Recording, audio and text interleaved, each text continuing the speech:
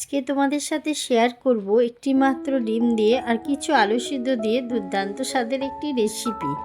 ঘরে থাকা কিছু উপকরণ দিয়ে এত সুন্দর যে মজাদার একটা রেসিপি হয়, এটা তোমরা রুটি, ভাত, পরোটা, লুচি সবার সাথেই খেতে পারবে। প্লিজ বন্ধুরা কেউ স্কিপ করো না, ভিডিওটা স্কিপ করলে কিন্তু তোমরা ভিডিও অনেক কিছুই মিস করে যাবে। ভিডিও শেষে যে একটি টিপস আমি শেয়ার করেছি, এটা না দিলে কিন্তু এই আসল মজাটাই পাবে না। ব্যাক টু মাই চ্যানেল রূপা মালাকার ব্লগের তরফ থেকে তোমাদের অনেক অনেক ভালোবাসা, শুভ কামনা। যে যেখান থেকে ভিডিওটা দেখছো সবাইকে অসংখ্য ধন্যবাদ। আর যারা ভিডিওটা কন্টিনিউ করেছো প্লিজ একটা লাইক দিয়ে শেষ অবধি থাকার অনুরোধ রাখলাম। আর প্লিজ তোমরা ভিডিওটাকে স্কিপ করবে না, ভিডিও স্কিপ করলে কিন্তু অনেক কিছু স্কিপ হয়ে যাবে, যেগুলো তোমরা কিন্তু কিছু বুঝতে পারবে না। এখানে দেখো আমি কিছু আলু নিয়েছি, এগুলো এখন ভালো করে জল দিয়ে ধুয়ে নেব, তারপরে একটু সেদ্ধ করতে দেব। তবে এতগুলো আমি ব্যবহার করব না, এর মধ্যে থেকে কিছু আলু আমি এই রেসিপিতে ব্যবহার করব। দেখো এখানে আলুগুলো কিন্তু খুব ভালোভাবে ধুয়ে নিয়েছি। এখন শেষ ধোয়াটা তোমাদের সাথে শেয়ার করছি। আমি অফ ক্যামেরায় 3 থেকে 4 বার ধুয়ে দিয়েছি। আলুতে কিন্তু অনেকটা কষ থাকে, আলুটা ভালোভাবে ধুয়ে আলুটা সেদ্ধ করতে দিয়ে দিলাম। এখন আলুটার মধ্যে একটুখানি লবণ দেব, লবণ দিলে কিন্তু অনেক তাড়াতাড়ি আলু সেদ্ধ হয়ে যায়। একটা ঢাকনার সাহায্যে আমি ঢাকা দিয়ে রেখে দিলাম। কিছুক্ষণ পর ফিরে এলাম, দেখতে পাচ্ছ আলুটা কিন্তু আমার ভালো মতো সেদ্ধ হয়ে গেছে। এবার আলুটা আমি একটা ঝুড়ির সাহায্যে ভালো মতো করে জলটা ছেঁকে নেব। এখানে জল থাকলে কিন্তু আলুটা ভালো মতো আমি রান্না করতে পারবো না। তারপরে দেখো এখানে আলু আর ডিম তোমাদের সাথে শেয়ার করছি। আমার এখানে অল্প আলু দরকার ছিল, সেইটুকু আলু নিয়ে নিয়েছি। এখন আলুগুলোকে আমি কাটা চামচের সাহায্যে ছোট ছোট করে টুকরো করে নেব, ভেঙে নেব। তবে কি আলুটা এমনভাবে ভাঙতে হবে যেমন আমরা আলুর ভর্তা বানাই সেরকম ভাঙলে কিন্তু হবে না। আমার যেরকম প্রয়োজন সেরকম কিন্তু আলুটা আমি এখানে দেখো কাটা চামচ সাহায্যে কিন্তু খুব সুন্দরভাবে ভেঙে নিলাম। এইভাবে কিন্তু আলুটা ভাঙা আমার হয়ে গেছে। চলো এবার আমি রেসিপিটা কিভাবে বানাচ্ছি চলো তোমাদের সাথে শেয়ার করি। একটি মজাদার রেসিপি, এটা বানালে কিন্তু তোমরা বাড়ির প্রত্যেকটা মানুষকে রুটি, পরোটা, লুচি, ভাতের সাথে সবের সাথে তোমরা এটা দিতে পারবে। এখানে একটি মাত্র ডিম আমি ব্যবহার করেছি, একটি ডিম দিয়েই কিন্তু মজাদার রেসিপি হবে। বসিয়ে দিলাম একটা কড়াইটা এখন কিছুক্ষণের জন্য গরম করতে দিলাম। কড়াই গরম হয়ে গেছে, এখানে দিয়ে দিলাম কড়াই দিয়ে দিলাম সর্ষের তেল। এটা কিন্তু আমি পুরোটাই সর্ষের তেলে রান্না করব, তবে ডিমটা আমি এখানে ফ্রাই করব বলে আমি সামান্য পরিমাণে তেল দিয়েছি। এইভাবে খুন্তির সাহায্যে ডিমটাকে ভালোভাবে ভেজে নেব। তবে ডিমটা কিন্তু আমি খুন্তির সাহায্যে দেখো ভালোভাবে ফ্রাই করে নিচ্ছি। এটা কিন্তু একদম গোটাও থাকবে না, আবার একদম ছোট ছোট হবে না। এখানে খুব সুন্দরভাবে কিন্তু আমি ডিমটাকে ভাজা করে নিচ্ছি। ডিমটাকে আমি কিছুক্ষণের জন্য লাল করতে রেখে দেবো। ডিমটা ভালো মতো ভাজা হলে তবে কিন্তু তরকারি টেস্ট লাগবে। আর ডিমটা একটু কাঁচা থাকে তবে ডিমের একটা গন্ধ থাকে, সেই গন্ধটা দেবে। তাই একটু ভালো মতো করে কিন্তু ডিমটা আমি এখানে ভেজে নেব।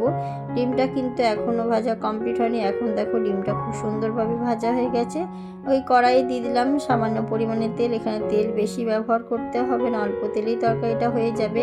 তারপর দেখো এখানে আমি কিছু মশলা করে রেখেছি, কিছু রসুন কুচি কুচি করে রেখেছি, লঙ্কা কেটে রেখেছি, পেঁয়াজ আর আদাকে গ্রেট করে রেখেছি, আর একটা টমেটো ছোট ছোট করে পিস করে রেখেছি। এখন তেলের মধ্যে দিয়ে দিলাম গোটা জিরে, শুকনো লঙ্কা। ভালো মতন যখন লাল হয়ে এসে এবার আমি পেঁয়াজগুলো কেটে রাখা পেঁয়াজগুলো এখানে অ্যাড করে দিলাম। পেঁয়াজগুলো দিয়ে পেঁয়াজগুলো কিন্তু ভালো মতো ভেজে নেবো। এখানে ঘরে থাকা সামান্য উপকরণ দিয়ে খুব টেস্টি একটা রেসিপি, তোমরা একটিবার হলেও বাড়ি ট্রাই করবে। আর আমার ভিডিওর মাঝে বা ভয়েসের মাঝে যদি কোনো ভুল ত্রুটি হয়ে থাকে বন্ধুরা তোমরা আমাকে ক্ষমা দৃষ্টিতে দেখবে।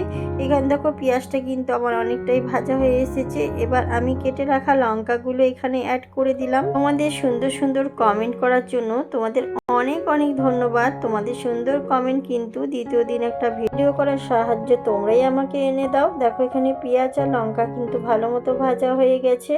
এবার আমি অ্যাড করে দেব আমার কেটে রাখা ছোট ছোট করে কুচি কুচি করে রসুন, সেটা এখানে অ্যাড করে দিলাম। এবার পেঁয়াজ, রসুন আর লঙ্কাকে ভালো মতো করে এখানে ভেজে নেব। খেয়াল রাখতে হবে যাতে এগুলো পুড়ে না যায়, পুড়ে গেলে কিন্তু একদম টেস্টটা নষ্ট করে দেবে। দেখতে পাচ্ছ এখানে কিন্তু আমার সমস্ত উপকরণ ভালো মতো ভাজা হয়ে গেছে। এরপরে আমি এখানে অ্যাড করে দেবো গ্রেট করে রাখা আদাটা, এখানে অ্যাড করে দিলাম।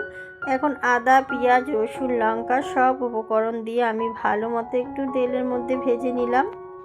তারপরে এখানে অ্যাড করে দেবো যে একটা টমেটো আমি ছোট ছোট করে পিস করে রেখেছিলাম, সেই টমেটোটা আমি এখানে অ্যাড করে দিলাম। এবার সমস্ত উপকরণ দিয়ে ভালোভাবে দেখো এখানে আমি কষিয়ে নিচ্ছি। তবে টমেটোটা দেওয়ার পরে আমি একটুখানি কিছুক্ষণের জন্য সামান্য একটু লবণ দিয়েছিলাম, যেটা অফ ক্যামেরায় দিয়েছিলাম। আর কিছুক্ষণের জন্য একটা ঢাকনার সাহায্যে আমি এটাকে ঢেকে রেখে দেবো, যাতে টমেটোটা সেদ্ধ হওয়ার জন্য অনেকটা সাহায্য করবে। তাই কিছুক্ষণের জন্য লো ফ্লেমে গ্যাসটা রেখে আমি এরকম ঢাকনার সাহায্যে কিছুক্ষণের জন্য ঢেকে রেখে দিলাম।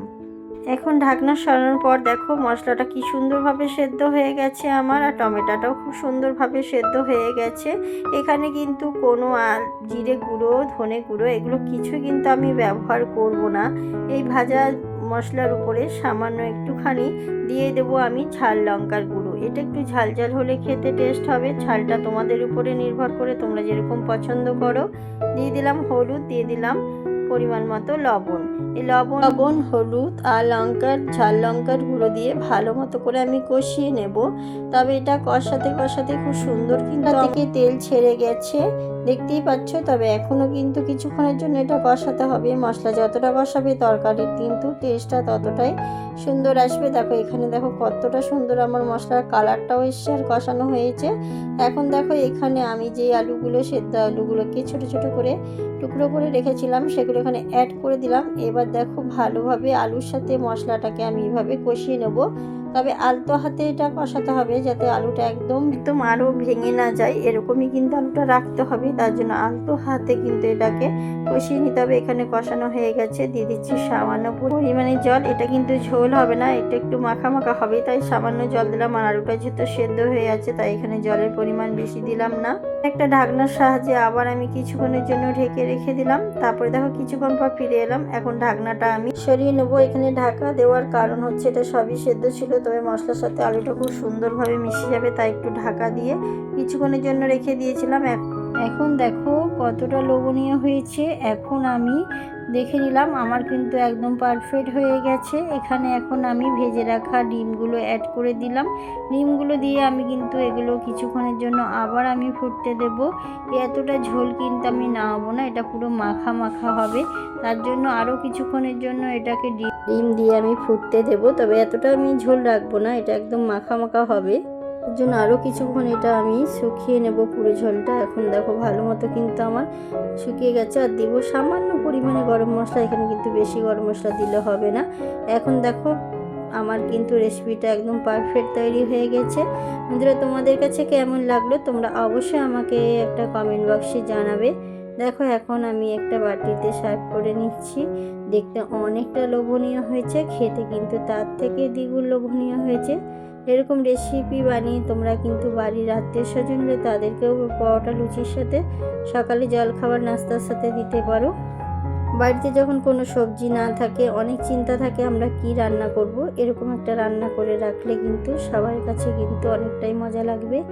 আর আমার বাড়ির বাচ্চা থেকে বড় সবাই কিন্তু অনেকটা মজা করে খেয়েছে।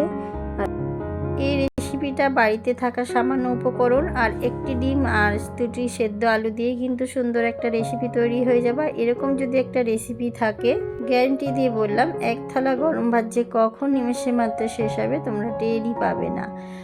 আর সবাইকে অসংখ্য ধন্যবাদ আমার ভিডিও জুড়ে থাকার জন্য।